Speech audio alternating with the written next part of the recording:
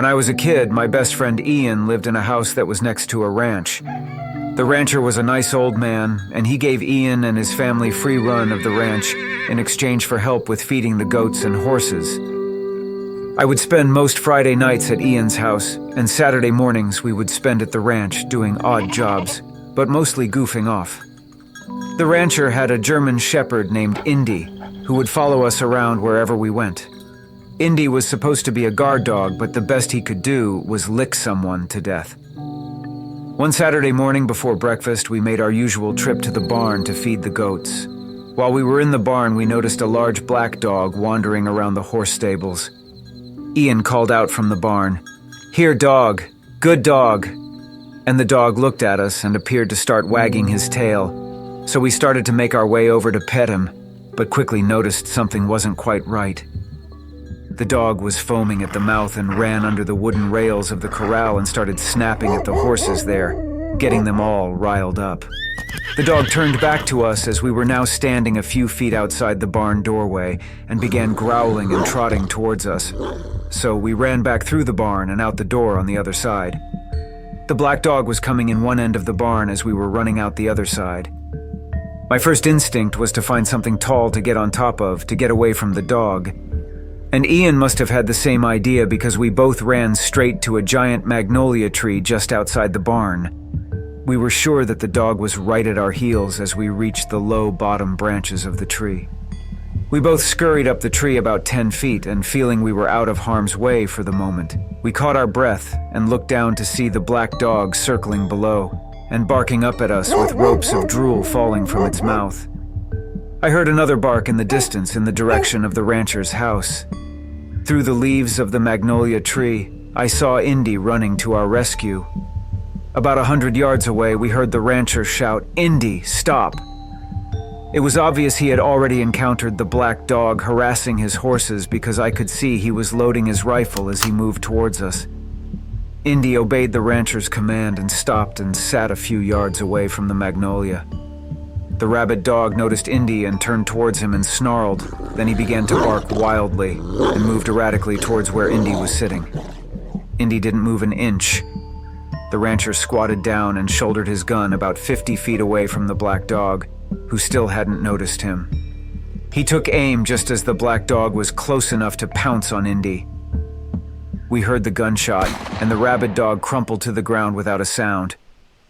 Both Ian and I had never seen anything get shot before. So even though we knew that the dog had to be put down, we both cried as we came down from the tree. I stared at the dog as he lay dead on the ground, and I couldn't make sense of how unreal it looked, like some kind of movie prop, not something that was alive and running around just a few moments ago. The rancher put his hands on both our shoulders and said he was sorry we had to see that, and explained how dangerous rabies is as he walked us back to Ian's house and then told his mom what had happened. I'm sure she gave us some standard talking points about life and death, but all I remember is that she made us blueberry pancakes that we washed down with a glass of cold goat's milk. We later found out that the dog didn't belong to anyone nearby, but the neighbors had seen it hanging around the vacant house at the end of the street. They also remembered hearing a terrible racket in their backyard one night, and when they had gone outside to investigate, they saw the dog fighting off some raccoons over a carcass, which is possibly how it got rabies. A few months later, in a strange turn of events, the owners of the house that Ian's family was renting decided they wanted to move back in, and Ian's family were scrambling to find a new place. They actually ended up buying the house where the rabid dog had lived. The outside of the house was fine except for an overgrown yard, but the inside of the house looked like a war zone. There were rumors the house originally belonged to an occultist group who appreciated the location for its privacy and seclusion. But as more people began moving into the area, the more people there were to notice the strange sounds coming from the house at night and the blood-curdling screams in the wee hours of the morning.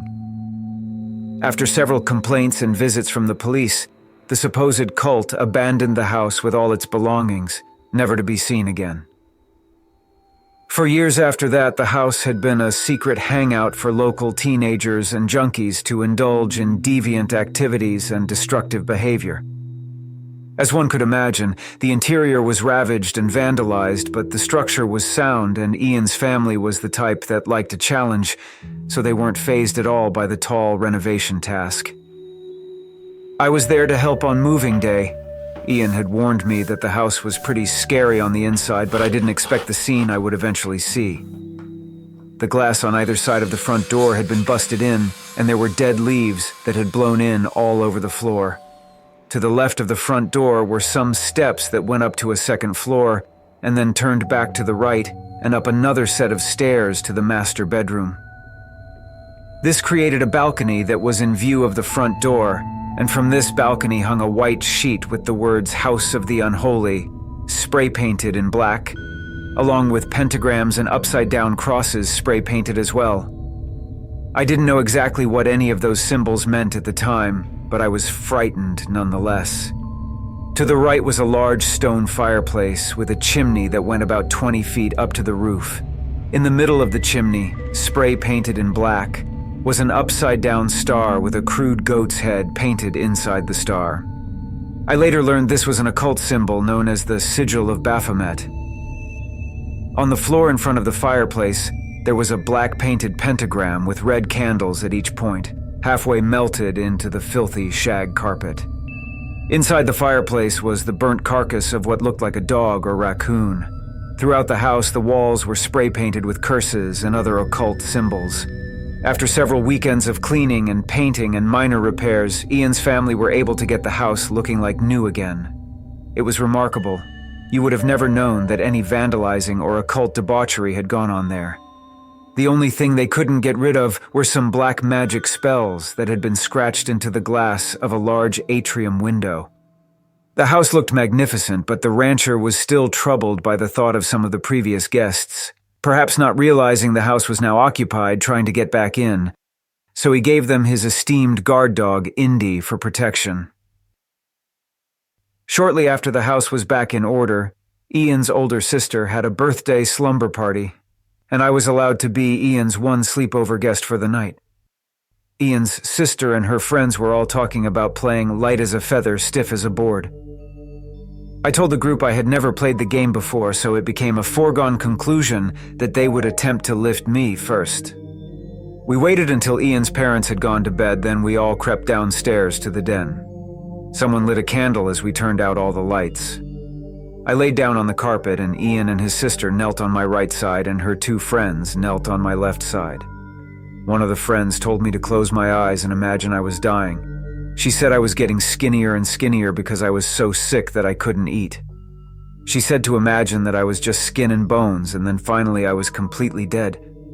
As I laid there dead, she said to imagine that now my bones were drying up until they were lighter than balsa wood. She instructed everyone around me to put 2 fingers from their right and left hand under my body. She began the chant, light as a feather, stiff as a board, light as a feather, stiff as a board. Slowly the others joined in, light as a feather, stiff as a board, light as a feather, stiff as a board. They must have said it 20 times when the friend added, continue to chant, and on the second time, we will all begin to lift the dead body up at the same time. Louder now they repeated, light as a feather, stiff as a board, light as a feather, stiff as a board. And on the second time I felt the fingers press into different points along my body. They were slowly lifting me. It was really working, although I must not have been light as a feather because I could tell they were struggling. Finally, someone cracked and I dropped the 2 or 3 feet back to the floor with a thud. How dare you drop a dead man, curses upon you all, I said, and everyone laughed. We tried the game again with the 2 friends, but it never worked as well as the first time. Then someone said, let's play Bloody Mary. I had played this game before but chickened out before saying her name a 3rd time. One of the girls said, remember if you see Bloody Mary in the mirror, say, Bloody Mary, I am free of thee, and then turn on the light. There was not a bathroom with a mirror in the den, so we went to the upstairs bathroom. It was up a set of stairs at the end of a hallway between Ian and his sister's bedrooms. At the end of the hall was a full-length mirror with the bathroom on the left. Their parents' bedroom was just up another set of stairs to the right, so we had to be very quiet so as to not wake them up. Everyone took turns going into the bathroom alone with a candle. I was to go last since I went first in the previous game. No one was to say what they saw until everyone was done and we were back downstairs in the den. One by one, each friend came out with ghastly looks on their faces. It was my turn now, and I bravely took the candle, stepped into the bathroom, and shut the door behind me. The room was colder than the rest of the house, and the flame of the candle began to flicker as I set it on the back of the sink just under the mirror. I put my hands on the sink and leaned towards the mirror a little. I chanted Bloody Mary 3 times without hesitation, and to my relief, nothing happened. In the version of the game we played, if you didn't see Bloody Mary the first time, you were to spin around in a circle 3 times, and then say her name again 3 more times. I spun around 1, 2, 3, and looked in the mirror. I was a little dizzy, but again I chanted Bloody Mary 3 times without hesitation. Again I saw nothing in the mirror, and I started to turn on the light, but then I noticed something, a speck, deep within the mirror, but it seemed to be growing. It wasn't the face of Bloody Mary, but I definitely saw something. I tried to look closer, but I couldn't really focus my eyes. All I could tell was that the speck was increasing in size. What had started off as a grain of sand was now about the size of a pea. I looked closer, and as the speck grew to the size of a dime, it started to look like a dog. I didn't know if my eyes were deceiving me, but now it clearly looked like there was a dog at some distance that was running towards me and getting bigger the closer it got. It then occurred to me that it looked like the rabid dog that had chased me, and a chill ran down my spine. I clenched my eyes shut and said, Bloody Mary, I am free of thee, and flipped on the light. When I opened my eyes and looked in the mirror, all I saw was my own reflection. I took a minute to slow my breathing and then walked into the hall. I expected to see everyone there waiting for me, but they had gone. I could hear giggling downstairs, so I quickly turned out the bathroom light and walked toward the stairs with the candle. As I turned to go down the stairs, I almost dropped the candle when I noticed my own reflection in the mirror at the end of the hall, eyes wide with shock in a quivering light. Once I made it to the den and saw everyone laughing, and in the middle of a pillow fight, I quickly calmed down. When Ian saw me, he said, Geez, man, what were you doing in there? You were in there forever. Really? I said. It didn't feel like I was in there that long. One of the girls said, Yeah, we thought you had a case of the Hershey squirts, so we decided to leave you in peace. Oh, gross, I laughed. But hey, did anyone see anything? Everyone stopped laughing, and a look of discomfort crossed their faces. Ian's sister told us not to speak and said for everyone to grab a piece of paper and a pencil and draw what they saw in the mirror, even if it was only their own reflection. We all took our time, drawing what we saw, and we placed our drawings face down in a pile. After everyone was done, Ian grabbed the pile of drawings and set them on his lap. He asked, Is everyone ready? We all nodded, and he turned over the first drawing. It was my picture. A very crudely drawn rabid dog running head-on towards the viewer's perspective. I expected a laugh, but everyone gasped in unison and agreed that's what they saw as well.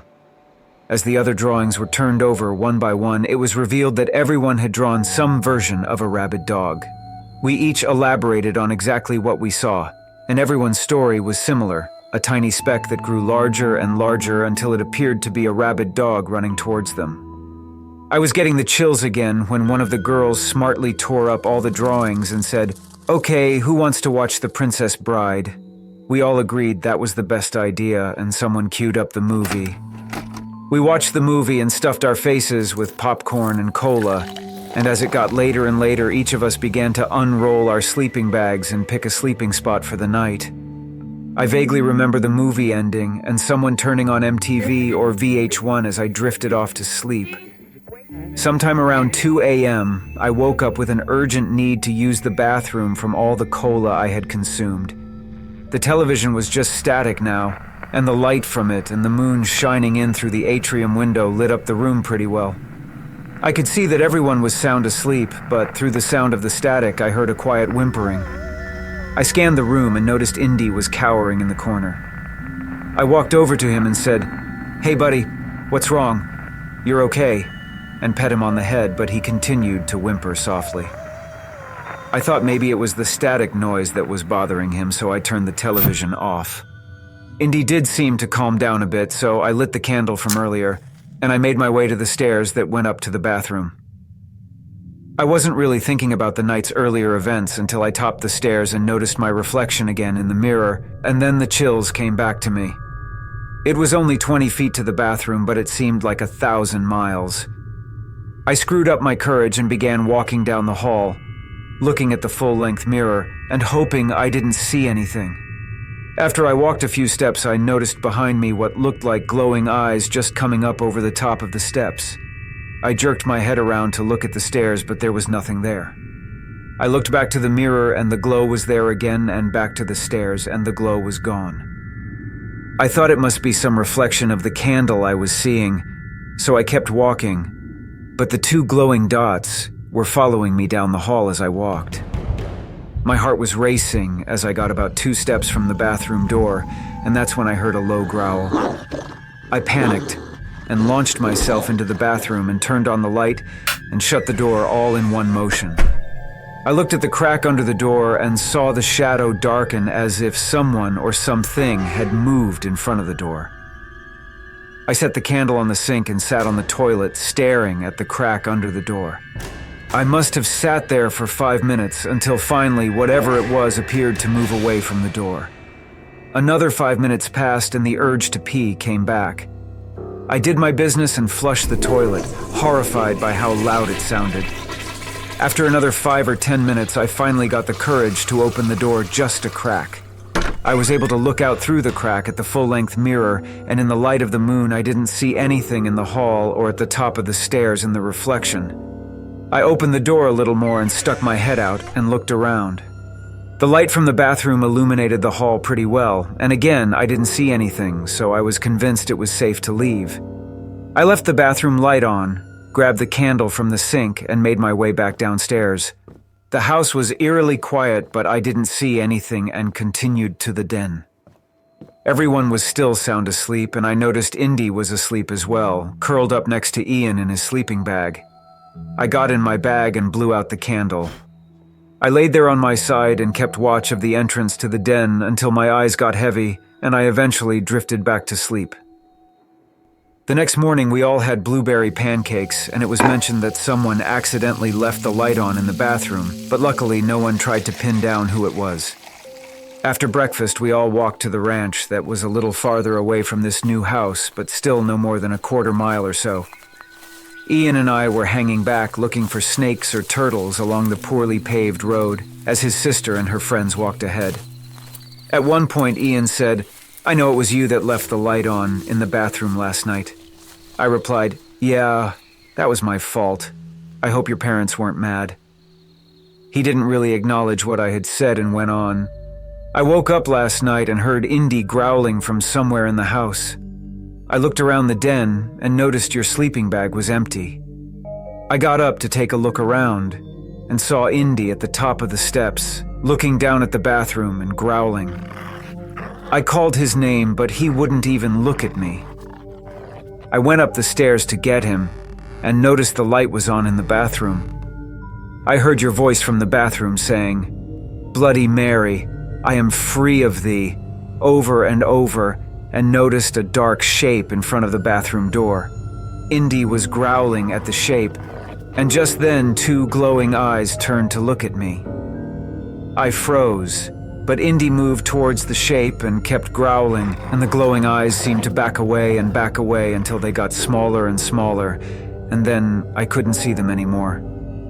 I hate to admit it, but I was so scared that I left you in the bathroom and ran back to my sleeping bag and pulled it up over my head and left just a little slit where I could watch the doorway to the den.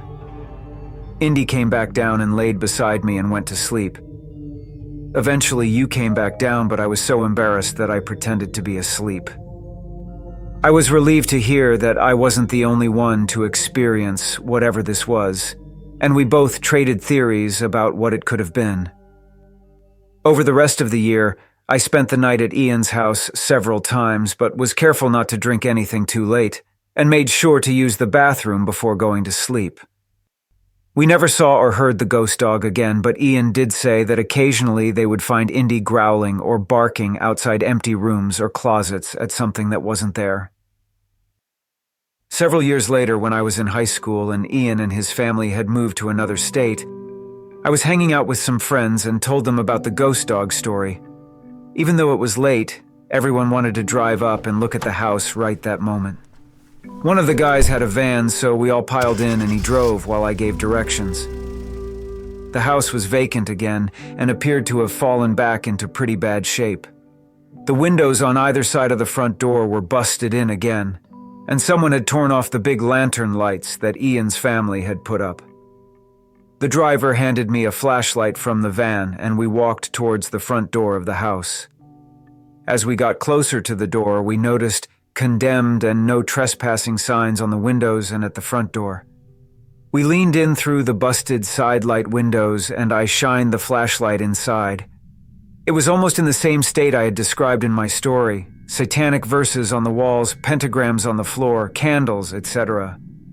No one wanted to go in any further, but someone made the dare that I go and look in the bathroom for old time's sake. A wave of panic washed over me, but I don't think anyone noticed in the dark. The guys started making the usual taunts like, "Come on, man, don't be a chicken." So to prove myself, I relented and stepped into the front entrance. I looked up at the balcony. There was no sheet hanging from it this time, but I recalled the House of the Unholy spray-painted words. I shuddered and looked to the left, fully expecting to see something horrifying at the top of the stairs, but nothing was there. The moon was bright and I was able to see pretty well, so I made my way up the stairs. At the top of the stairs, I turned to the right. All the drywall at the far end of the hall had been ripped out, so now I was looking at just studs and pipes coming out of the floor where the sink and toilet had been. It eased my nerves a little bit that the mirror was gone, and I would not have to go into the bathroom. I yelled back, "Bathroom's gone," but nobody replied. I went back down the stairs and noticed through the front door that everyone had run back to the van. I laughed and started back through the busted windows, glancing back up the stairs one last time. At the top of the stairs stood a dog, motionless, silhouetted in the darkness, not growling or barking or anything. I raised my hands defensively and said, "Hey buddy, be cool, we're leaving," as I backed out of the house. I turned and quickly walked to the van, constantly looking over my shoulder, but the dog didn't follow me. I told everyone what happened, and the driver hightailed it out of there. Years later, they tore that house down to build a strip mall. The space in the strip mall about where the house would have stood stayed vacant for the longest time. Surely it didn't have anything to do with any ghost dogs running around. But just last week, I drove by there and noticed someone had finally rented the space. I couldn't see what sort of business it was, so being curious, I pulled into the parking lot. As I drove closer, I could see the sign read, "Barking Mad Dog Bakery."